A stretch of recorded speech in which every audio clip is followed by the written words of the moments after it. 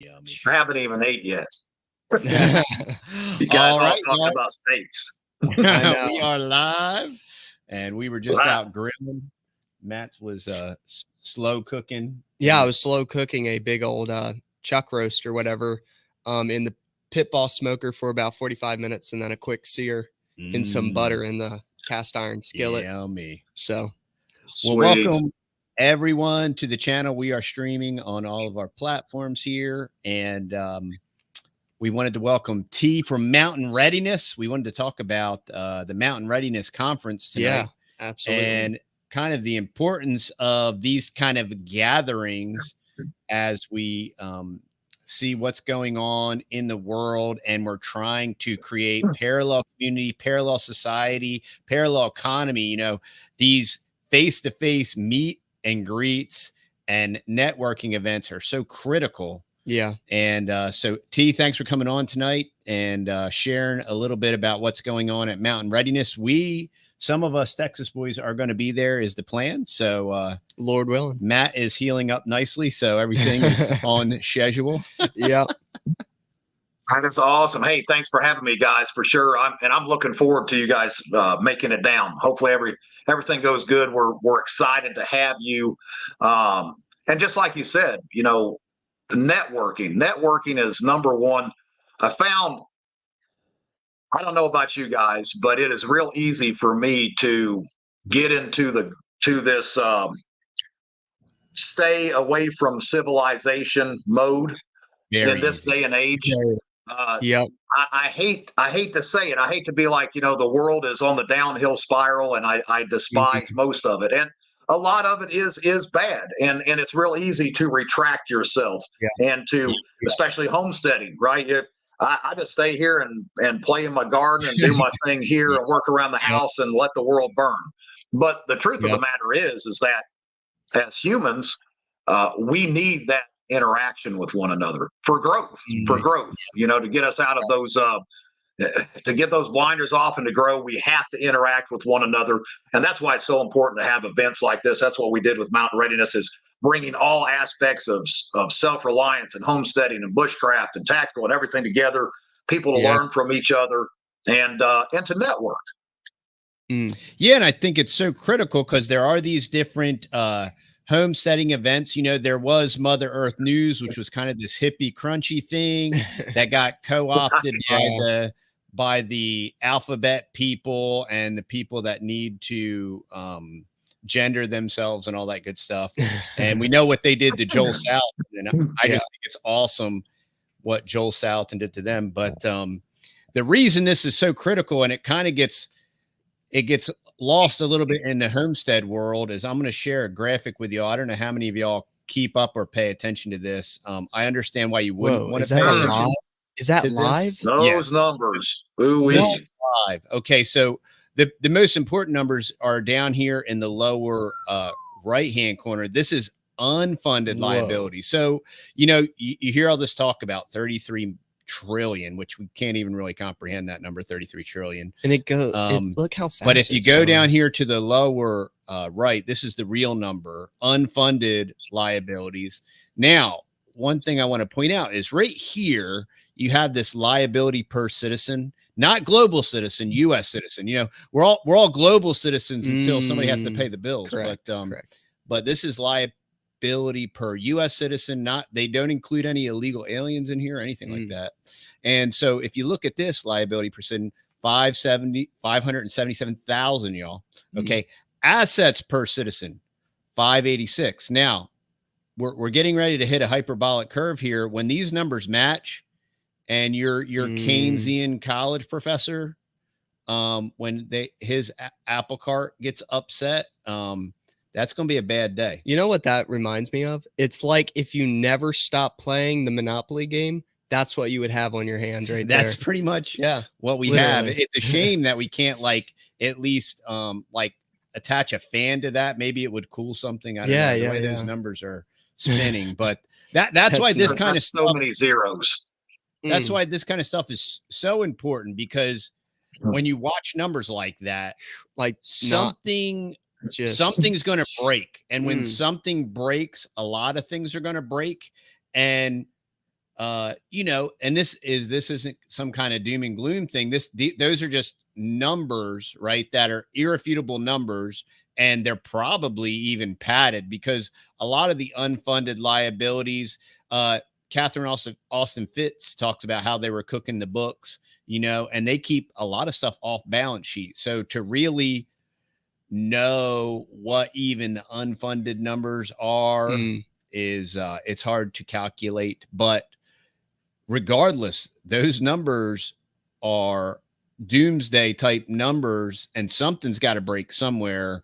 It's my opinion, it's going to be broken on purpose to implement some type of digital currency, and we'll all become global citizens. And then, the intergalactic federation is going to absorb the debt and give us all parsecs or something. I don't know, but I couldn't agree more. That's I think this upper echelon of individuals, these select fews that run this entire world, it's not about money. It's about control. And the ultimate control comes with that digital currency rollout. It means there is nothing you can do without being managed. You literally own nothing. You possess nothing at that point. You can't buy, sell, trade. If they say, hey, look, T, you did the wrong thing, click, the end. That's it. It's locked down. You can do nothing now. And that's also why it's so important, I believe, to build this self-reliance and self-sustainability. Exactly. Your network is going to be who you're going to lean on. Your neighbors, all of us coming together, bartering. Bartering is going to be a thing before it's all said and done. Yeah, and Walmart has come in and trashed small America, destroyed small America, and now where all these crackhead libs are letting everybody run roughshod, Walmart's like, oh, I'm out. I'm not just going to let everybody steal everything out of here. I'm just going to pull out of Portland. And, now that we've destroyed mom and pop and middle small town America, now we're going to pull out, and what about all the people that have like, well, I go to Walmart to get all my stuffs and my things. Well, what about when Walmart literally isn't even, I'm not talking about empty shelves. I'm talking about doesn't the store exist. Is not there. Yeah, that's scary. Right. What a concept. Now, the world has went topsy-turvy. And good is bad, right is wrong. It's just the opposite. Everything has went insane. In this day and age, if I hear a lot of people, and just like you said, doom and gloom, but really the scaremongering that you're just scaremonger. You're just trying to make people afraid. Look, people, if you're not afraid at this point in the game, you've got serious problems on your hands. $400 billion we pumped to Ukraine, I believe. If I'm not mistaken, digital currency, I think they've already got digital currency there in Ukraine, if I'm not mistaken. See how that's going for them. If you're not worried, you may want to reevaluate your situation.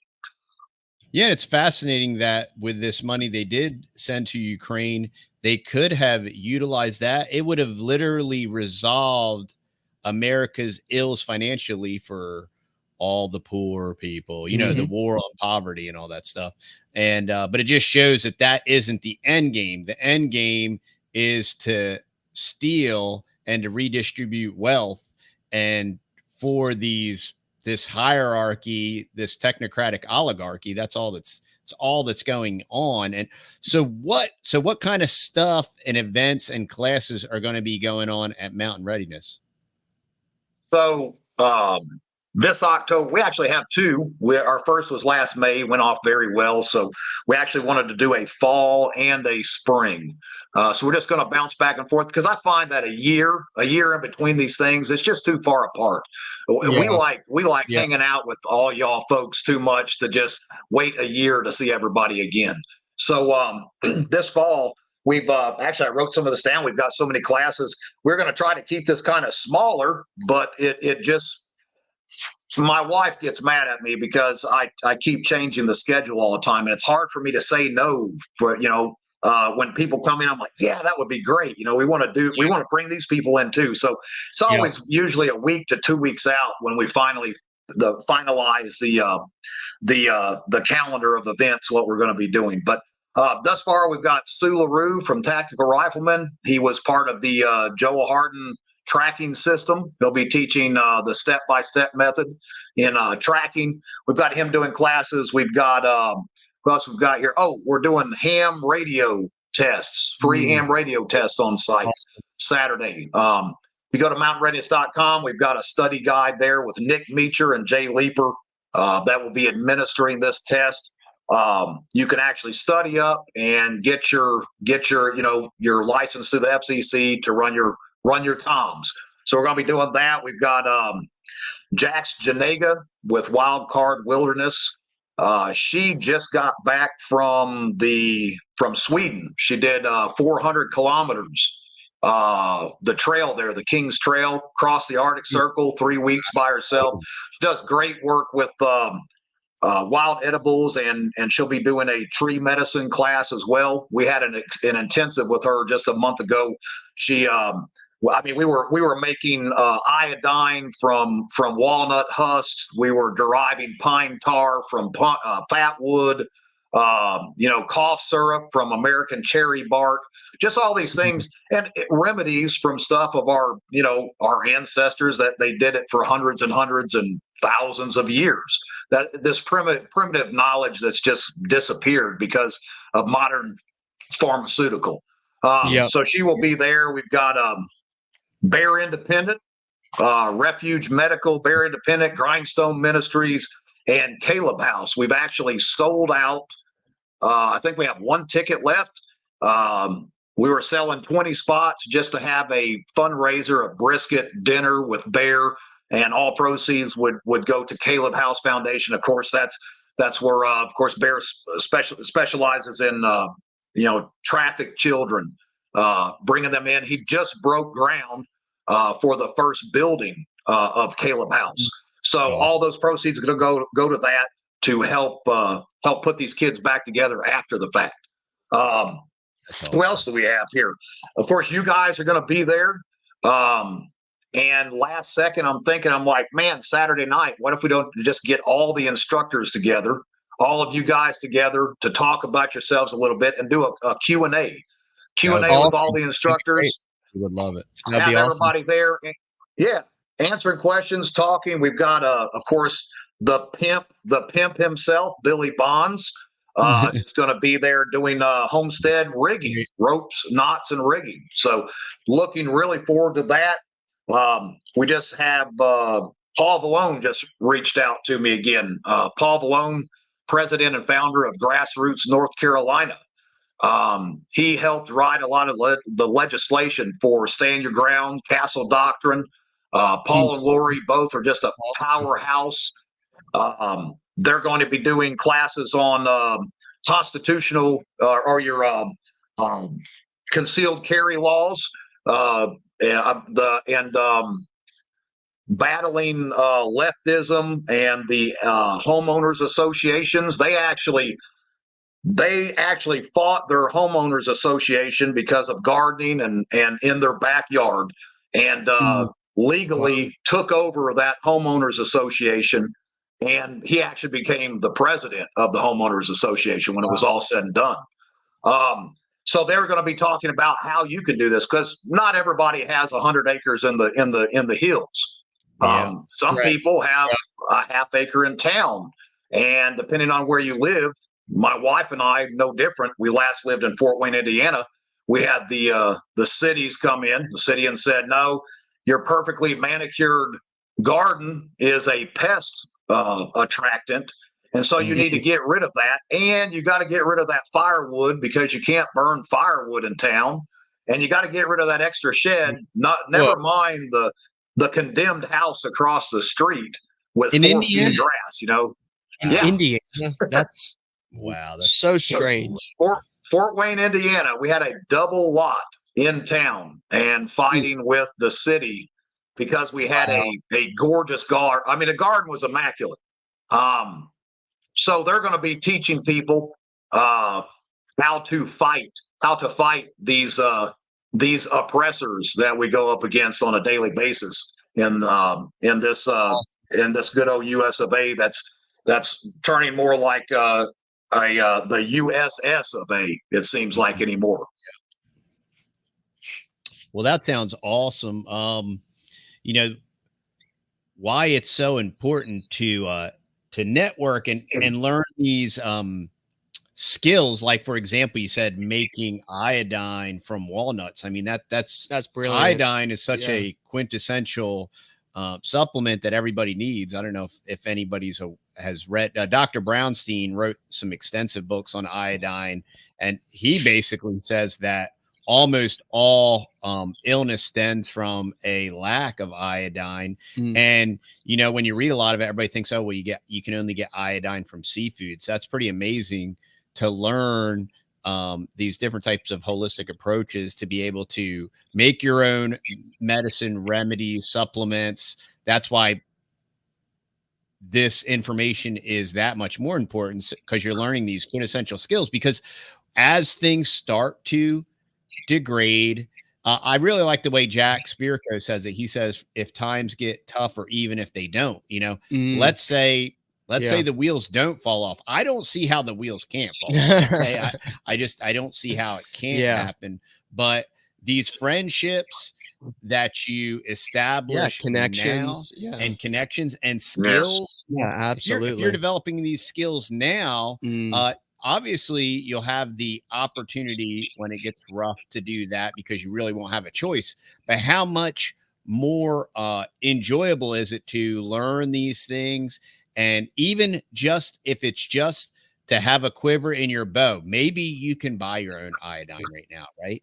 And so, okay, I stocked up, I got 300 gallons of iodine in my pantry or whatever, right? But when that stockpile depletes, this is why we've always had a pantry, and this is why we have a food 401k or a food forest, is because your stores are only as relevant as your ability to replenish. Correct. So that's why we've been working on infrastructure, because having a bunker with MREs and Mylar bags can only get you so far, and the quality of life during that process is definitely minimized versus if you have an infrastructure, right? So just like you need this replenishment infrastructure with your food, you need a community infrastructure, right? Where, hey, we can't all grow the same stuff. No, we don't all have the same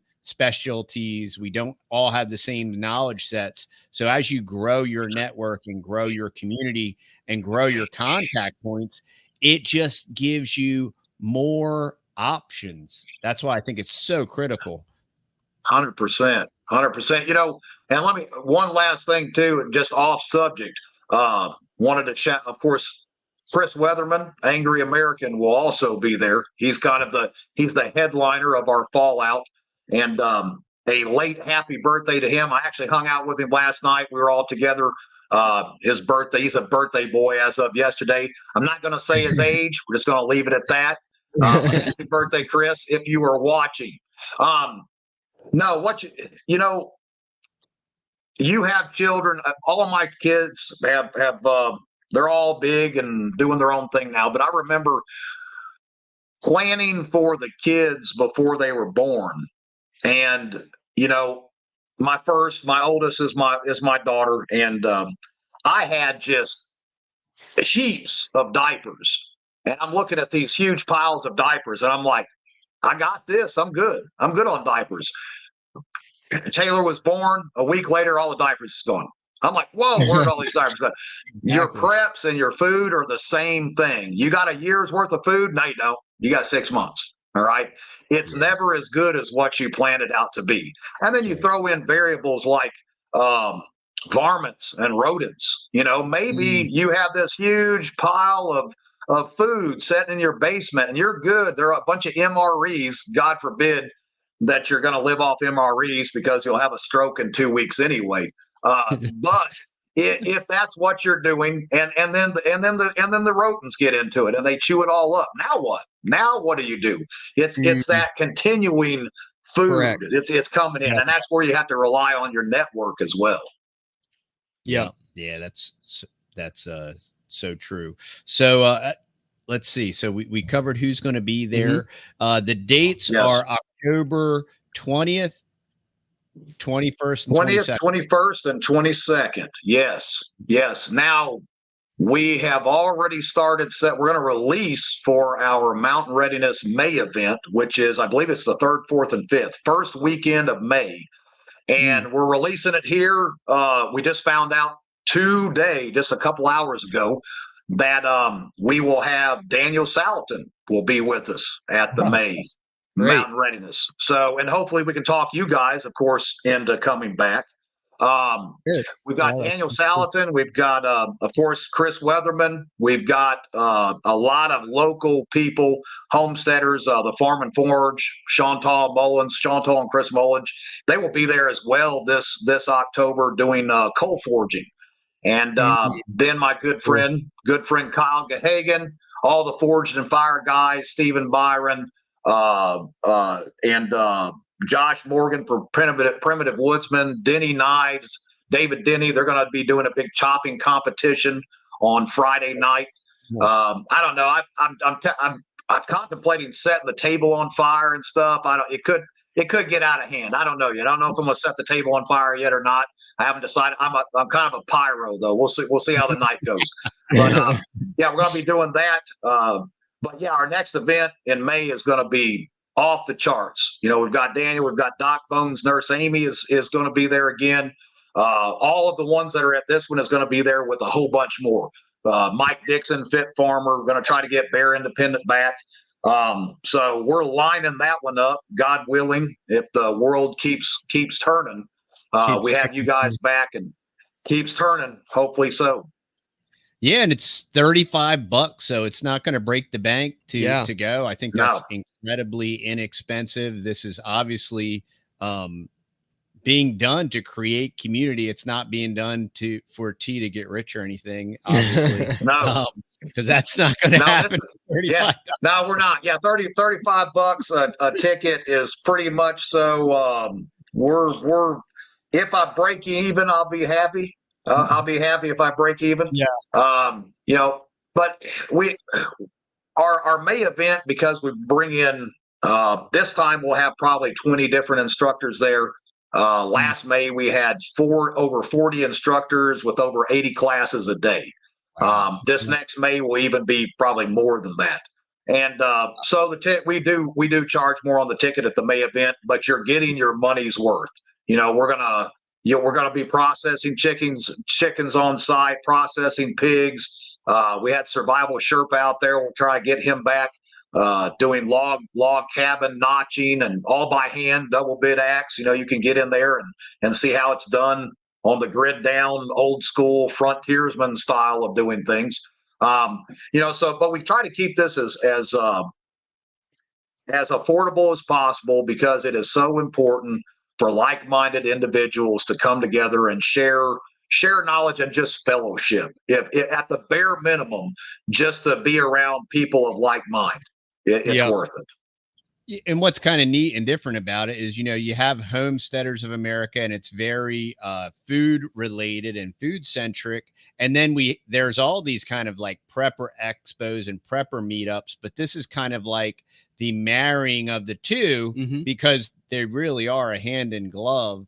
And it's a little bit, I know that while I know that last year at Homesteaders of America, I know they had John Lovell speak, and it kind of bothered some pink and purple haired people because it was very scary when you talk about security and common sense and, you know, being able to defend yourself. Oh my goodness. Establish a perimeter and all these different normal things that normal people think about that, you know, and I know it really scared some people and there was some internet hoopla about all that. But, you know, that's what's neat about your Mountain Readiness is kind of set up with that baked into it, marrying all these different together, so that the people that come, they won't get scared or whatever. And maybe if you have purple or pink hair and you want to come, maybe dye it back to its regular color before you come. Right. There you go. You know, they sell some phenomenal stocking caps and beanies now. You can cover that stuff all up. You know, everything of it. Yeah, and I know it's sad the direction the world has went when it comes to everyone's stance on, you know, defending what is yours. I don't quite understand it. And, you know, in the past, what is it, 50 years, testosterone in the average male has went down over 60%. And I don't think it's just by coincidence. It's just that the food that we eat, we here at the house, my wife and I, Amber and I, have been trying to cut out just everything artificial. We started making, she started making our own soap, our own laundry detergent, our own dishwashing detergent. We're looking at trying to do our own deodorant, getting rid of the dyes, plastics, cooking out of aluminum. And it sounds crazy, but I tell you, the more we delve into it's not crazy. The more your body gets super sensitive. Yes. I can barely take a shower when I travel a lot with my day job. And I was in Charleston here a few weeks ago, and the water like irritated my skin so bad because there's so much. I thought it was like being in pool water at the amusement park. You know, it's where it's 50% chlorine. You know, just in case somebody pees in the water. That's what it was like taking the shower. I mean, it was killing me. I was being asphyxiated in the bathroom, and it's amazing how sensitive your body gets when you start getting away from all that stuff. Detoxing. It's death by 1,000 cuts, you know, because it's like, well, you got the Teflon in the pan, you got the BPA in the bag, and you're picking up trace contagion in everything. So eventually you're going to become. And I think it's been done on purpose, and that's why we see such a decline in the alpha male. You know, and I'm not trying to be sexist here. My wife is a 3-time combat vet. She did almost 8 years in the desert, Afghanistan, Iraq, and Kuwait. She was LEO for 6 years. When my wife looks at me and she says, "I will kill you," she means it. And so I don't have this, you know, masculinity thing, toxic masculinity. Look, my wife is awesome. She's got my back. I trust her to have my back over 99% of the men in the world today. But I think it's not by coincidence that our men are not men anymore. It was set up. I think it was set up. They baked it right out of the cake, and then they, you know, and it all came from academia, you know, and from tech criticism, you know, and all this. That's where critical race theory came from. All came from the Frankfurt School. This is a gigantic social experiment by the eugenicists, by the Huxleys, and it's this eugenic experiment is they hate America because the fundamental foundational concepts that America was established on and Western society was a Christian ethic, a Christian ethos. Now, there was lots of other enlightened stuff mixed in there. Nobody's denying that. Yeah. But the other thing you can't deny is what Western Christianity has done for the sake of freedom, for the sake of rugged individualism, personal responsibility. You know, they try to twist that rugged individualism into this, like, when I use the term anarchy, I don't use it in the Holly weird kind of way where it's like just no rules. You know, real anarchy is based on contracts, which is, you know, you can build a biblical case for that too. Covenants or contracts and different things. Yeah, but most definitely. There's so much what they want to postmodernly deconstruct about Western society, Western culture. It created this larger middle class. And if you have freedom to move about, if you have freedom to earn the amount of money that you want to earn. When you have those freedoms, it gives you the freedom to do, it gives you the freedom of speech, the time to speak, and all these different things. And they all feed each other. That's why they've all had to be systematically disposed of. Right. Well, I tell you what really scares me is you and I think we're probably in the same age category. I'd say, TD. It's just that I don't know, you guys, you hitting the just for men aisle or something. I don't know what it is. Your beard always looks way more better than mine does. Yeah. You combed that out earlier today, but really, I'm just jealous. I'm just jealous because mine's all gray. But Matt's generation and Matt's children, man, with the way we're going as it is now, that's what worries me. My grandkids, I have two grandsons. They're both 4 and 2. Man, I'm scared to death to see what they will be enduring in this world that we've got now, based on what we've got, what I'm looking at, what we're looking at. I don't worry about myself. I'm 45 years old. I've lived a pretty decent life for the most part, and whatever happens, happens. But my grandkids, we're just, something has to give soon. And unfortunately, I think, or fortunately, depending on what side of the crossroads you're on, it's going to take divine intervention. I mean, that's what it will all come down to when it's all said and done. Yeah. And that's why I like the whole mountain readiness and the scriptural reference, because regardless of where you are eschatologically, as far as where you see, and most people actually don't, they defer to those that they think are spiritually smarter than they are, that try to figure that all out. But I don't know if I was I don't know if we were recording or if I was just having a conversation, but I said, I was talking to somebody about Matthew 24. And I said, isn't it so interesting that Josephus points out, right, that when the siege of Jerusalem took place, the Christians saw the sign that they said was going to happen. They fled to the mountains, and according to historical record, no Christians died at the siege of Jerusalem. And a lot of prophecy, there's lots of dual prophecy. There's lots of prophecy that occurs over and over again. And how relevant is that Christians were warned. They saw particular real things in real time in their lifetime, and they responded properly to it, and they were physically saved from harm. And, what a great passage to kind of embody what you're attempting to do and convey. And just such a simple, short verse.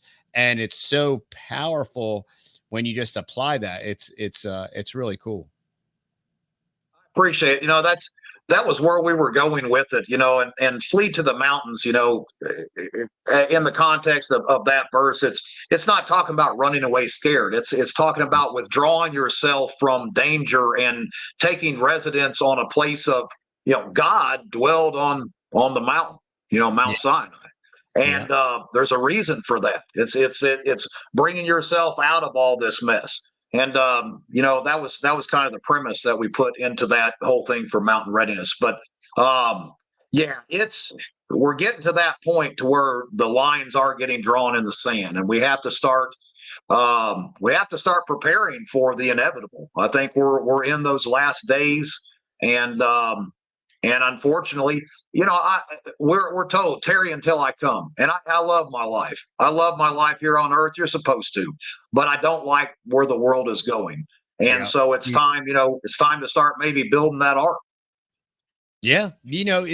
As a Christian, we're in the world. We're not of the world, but we're not supposed to recluse ourselves, because just like you were saying earlier, we talk about it all the time. It would be very simple. We have a total of about 50 acres, and hey, with all the fruit trees and all the projects and the greenhouse, and now that this weather is becoming absolutely perfect, And then, and I love grafting, and I can just go out and I can consume myself with that. Mhm. And it is Yeah. so incredibly peaceful and rewarding.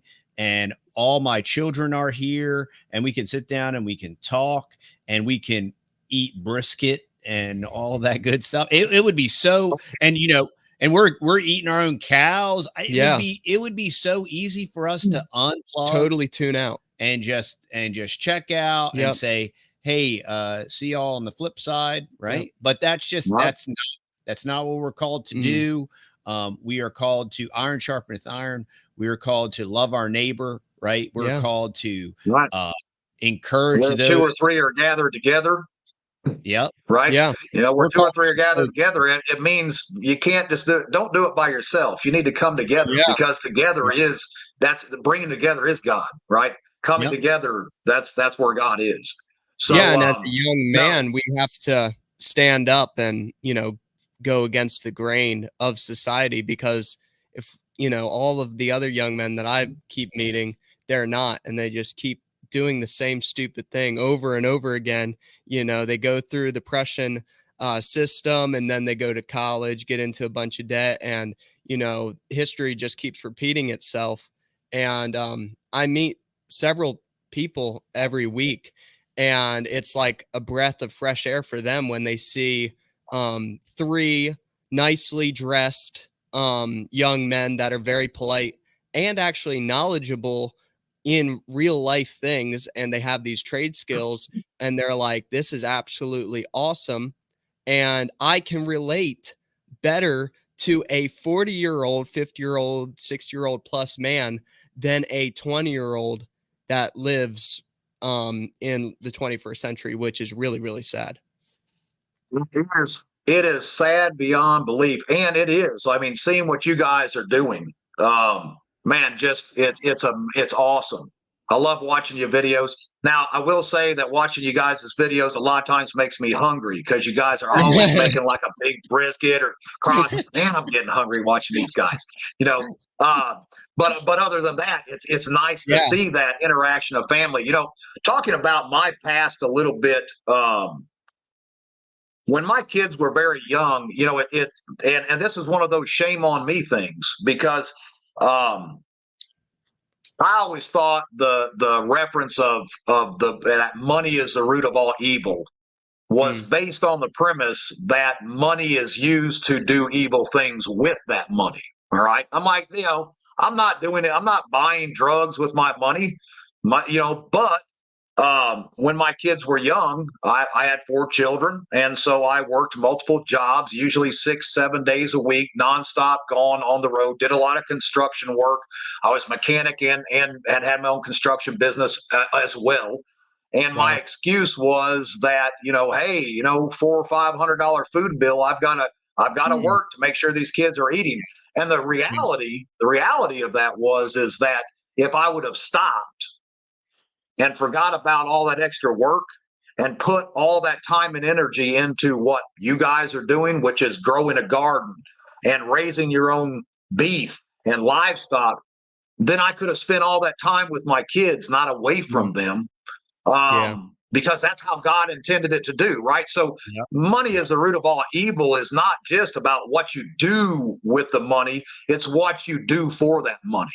Correct. So, And I like to put my boys out. Go ahead.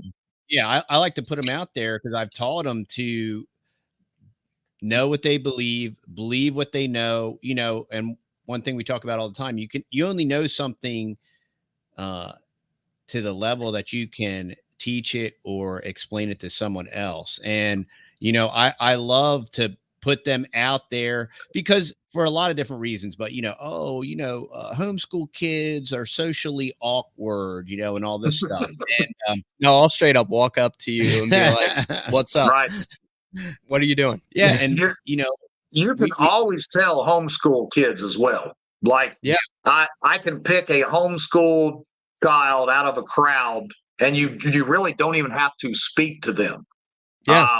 We had some homeschoolers at our last May event, and we were sitting around the campfire singing, and these 4 children came up and they started just singing. They know the words to every single song there is. They're talking to me like, they're 40 years old. They're actually, preteen. One was teen. I'm like, Yep. you're all homeschooled. And they're like, yeah, we're all homeschooled. I was like, I knew it. You just know. And because of that interaction with adults, but it is sad that guys your age, Matt, are not even close to that level that you are. What a world, man! What a world. Yeah. And the sad thing is for parents is, I've always taught all my children, if you're a Stradivarius violin, if you observe the masses and you do the opposite, and anymore in a very real way, reject pop culture. I mean, because pop culture has been deconstructed to debase humanity and, Tavistock and all that stuff. And we don't need to go down any crazy rabbit holes, but, or rabbit trails, but, if you observe the masses and do the opposite, you will be that Stradivarius. And that's why we talk a lot about polymaths or autodidacts, and that's the other thing, all of our children learn at their own rate in their own time. We never pressured our children if they ever struggled to read. Hey, it's going to come to you when you're ready. And I've always encouraged my boys, hey, you need to know how to read. The only thing worse than not knowing how to read is knowing how to read and not reading. You know what I mean? Because if you can read, you can teach yourself, right? And you can continue to grow and mature. And if you teach yourself and you're always learning, you will perpetually have skills that you need. And if you run into an obstacle and you need to learn something new, you'll be able to teach it to yourself. And we've always kind of fostered that environment where, oh, you're interested in that? Yeah, well, go do that.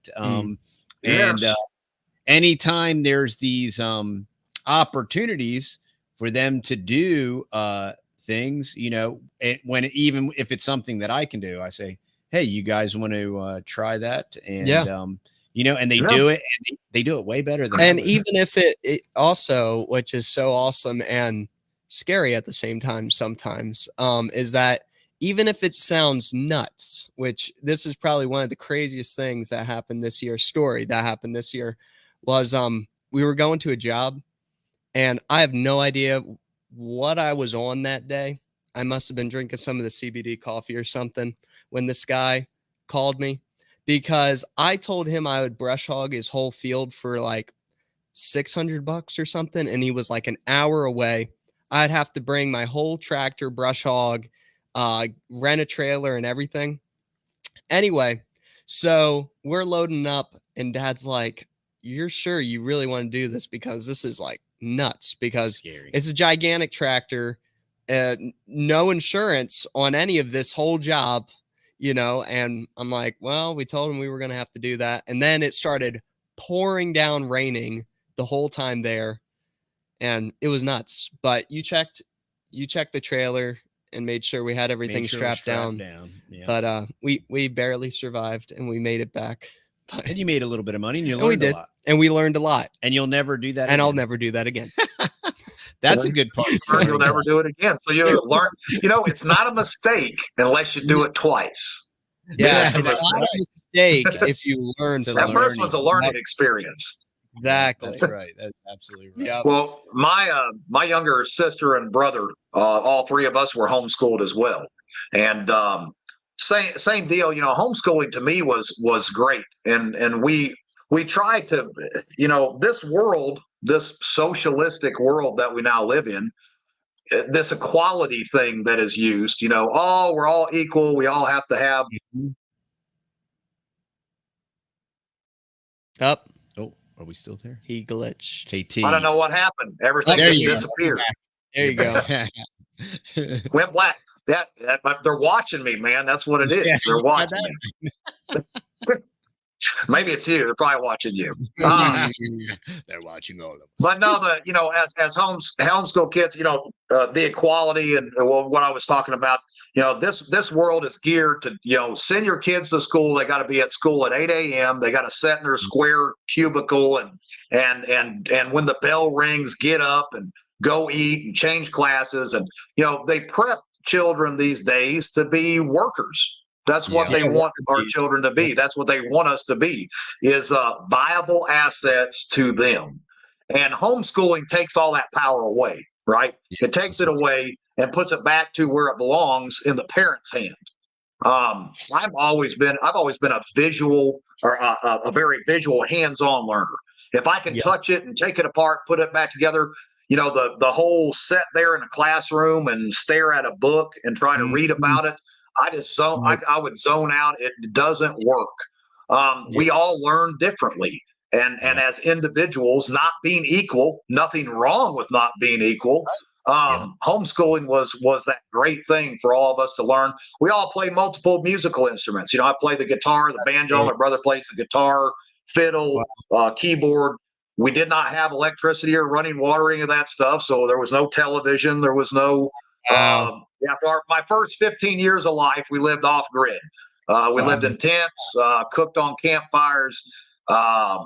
When I moved to Fort Wayne, Indiana, to go to work for the Amish, I was 17 years old, and that was the 79th time I'd moved in 36 states. So I did a lot of traveling. I've lived everywhere from Coeur d'Alene, Idaho, to Butte, Montana, to Alexandria, Louisiana. And I've seen a lot, got the shirt, the whole bit, seen all I need to see of the world. But it was a great learning experience, and growing up that way prepared me, I think, mentally, to know what I'm capable of. Now, granted, these light switches and stuff, they've spoiled me a little bit, gotten a little soft over the years, but if I have to, I'll be fine, so, but no, props to you guys for the homeschooling and having all that time with the family and stuff. That, if the world was doing what you guys were doing, we would not have the issues we have today. Yeah. And I mean, that's the purpose of Mountain Readiness, is to bring people together, to show them what's possible. Right. Correct. Hey, look, we strategically relocated 10 years ago from a neighborhood. My wife and I grew up in neighborhoods. We never grew anything. We never had any kind of livestock. My wife was kind of pampered. She showed horses. So she did have a bent towards animals, and she was very good at raising and training horses. But, that's a first world kind of bougie thing, as the kids say today. But we didn't know anything about cows. We didn't know anything about chickens, goats, ducks, sheep. And just over the course of 10 years, little try-fail adjust, incorporate the children all the time, every time, even when it always slows it down. It always makes it a little bit more of a challenge. But what's beautiful now is, hey, go do all the chores. Hey, go do all the chores. Hey, remember all those years where it kind of slowed down, and okay, yeah, you want to help daddy. And now it's like, go do all the chores. And now it's like, wow, I can kind of quasi semi-retire, and and hopefully they stick around, because now I do have, I've got both of my sons. They still love Indiana for some reason. I don't know what's so great about flat cornfields, but hey, whatever, to each their own.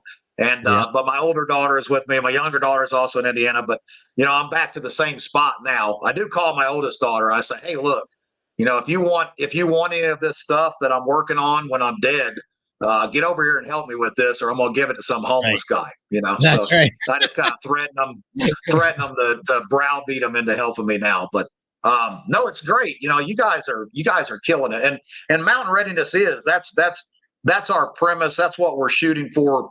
We moved here to northwestern North Carolina 8 years ago, and my wife Amber, she is not a country girl at all. She is now. She's come around. She was military, law enforcement.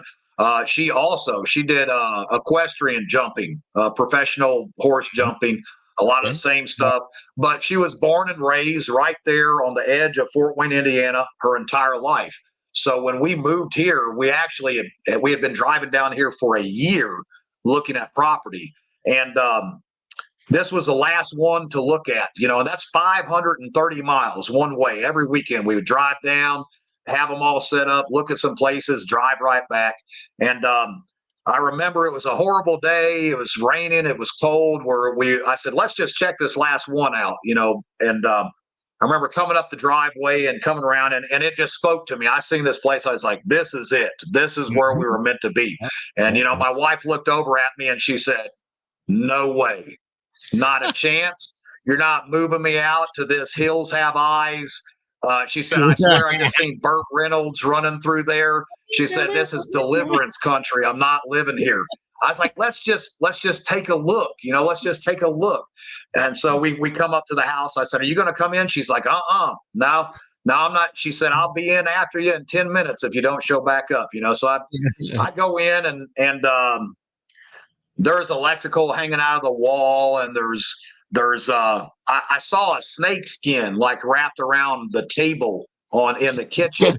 And I'm like, wow, this place is a train wreck. I go back outside. My wife says, so what'd you think? I said, pretty much cosmetic for the most part, just cosmetic, I mean, you can't change the property. You can fix a house. I'm a contractor. Right. I can fix the house. So 8 years later, we are still working on the same place.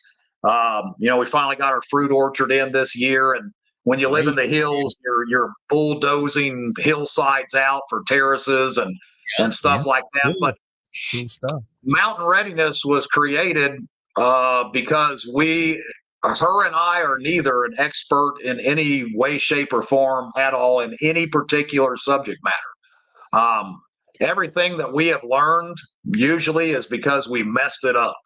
And so Mountain Readiness was kind of our way of bringing people together for us to even learn, because we're not experts. No one is. And what a great thing to be able to bring all these people together with all this different knowledge from all different aspects in the same spot, and everybody learn from one another. And that was kind of what we did. We wanted a place for people to gather and fellowship and learn, that's how we got here right now.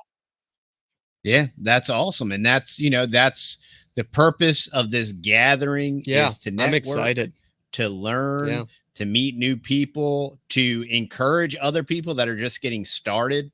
Yes. And, get names and phone numbers and, network with people with different abilities and skill levels and age levels. And, I'm excited to be there with the boys. I think it's going to be great. We're looking forward to it. Yeah, it's going to be a lot of fun. It's going to be a nice little road trip. Yeah, good. We got it. Yeah, we got a new driver. So James, it's going to be like a 3-phase trip. Take turns. Driving out there. So it's going to be exciting on top of it. It's going to be a road trip with all kinds of excitement. A new driver. That's awesome. So we're looking forward to it. So if y'all are interested, check out the link in the description. mountainreadiness.com. October 20th, 21st, and 22nd is $35, y'all. It's not going to break the bank. It's priced so that it is affordable. It is family friendly. We're looking forward to it. I'm going to get to meet my brother from another mother, Billy Bond. He is going to be there. Oh, man. Yeah, we've yet to meet in person, so I'm looking forward to that. And I appreciate you, T, inviting us. Yeah, thank you so much. I appreciate the Angry American having us on. It was a blessing getting to meet people like us, like-minded people that want to do the same thing. And, we continue to want to do more of what we're doing, share what we're doing, demonstrate what we're doing, and say, hey, look, just like you said, we are not experts at anything. Nope. We don't pretend to be experts at anything. And we don't attempt to ever create or filter anything that we do either. No, we just, warts and all. I forget the British guy. His name's escaping me right now, but when they painted his portraits. Normally they would take out the blemishes. Yeah. And he said, paint it Right. warts and all, and that's what we like to That's do. it. It's real. Life is real. Life Yep. is messy. Clean enough to be healthy, dirty enough to be happy. That's our motto. And that's great. That's a great saying. We have so much in common because when we found our property, it was the same thing. Like, this is it, right? Well, and it was largely in part, we had 70 grand. So, and we had looked at over 100 properties. Yeah. And Ghetto camouflage, baby. It was awesome because the exterior was unfinished. It was 3 or 4 different colors, Pink, missing fascia, yellow, different green. things. And I said, hey, this is ghetto camouflage. The inside is relatively done. And this has a really nice camouflaged exterior, like, hey, do homeless people live there? What's that all about? And now it's changed a lot since we moved in. Quite a bit. It's very refined. I'm in the man cave section. I've got my pool table. I like pooling. It's cool on these podcasts. You see these cool little backdrops, but if you angle this just a few degrees, you'll see a bunch of wires hanging out and insulation and 2x4s and all that ugly stuff in the background. And now and again, I'll throw it out there just for everybody to see, to know that I'm not some big baller. We were on the budget too. We actually looked at this place and it was $35,000 over our budget. 35,000. And we came back to Indiana, and I'm just harping on Amber. I'm like, look, babe, we need this. We need this in our life. She's like, it's $35,000 out of her budget. This went on for days, and she just out of pure disgust of listening to me, she said, you know what, if you can get them to come down $35,000, we'll move right now. Next day, I got them come down 36. So it was meant to be. It was meant to be. Awesome. I actually didn't tell her, though, that I did tell them I would waive the inspections. So that could have been part of it. Sure. Hey, you got to do what you got to do. It's all part of the negotiation. You do what you got to do. She's literally to my left, giving me the eye right now. So if you don't hear from me, she did it. That's it. I bet you she wouldn't go back in time and change it for the world. No, she wouldn't. We finally got to our place where things are coming together. Those first few years, it's amazing. And I won't get on another soapbox, but it's funny that you have all these so-called friends, and later on in life they see this right here. And they're like, man, it must be nice. To have all that money and have all that nice stuff. And no one ever thinks about all that hard work that went into it. Right. All the sleepless nights, countless hours of just beating your head against the wall. You guys are no different, I'm sure. Just nose to the grindstone, nonstop, burning the candle at both ends, pulling together as a family, just white knuckling it right through. And those are the times that people never see. It's always this nice little appearance here, but at the end of the day, this is all acquired and done from all that hard work and dedication that I think no one in this world anymore understands the concept of, except for, thank God, young men like Matt here and a select few, because their parents are actually doing their job. That's what this country needs.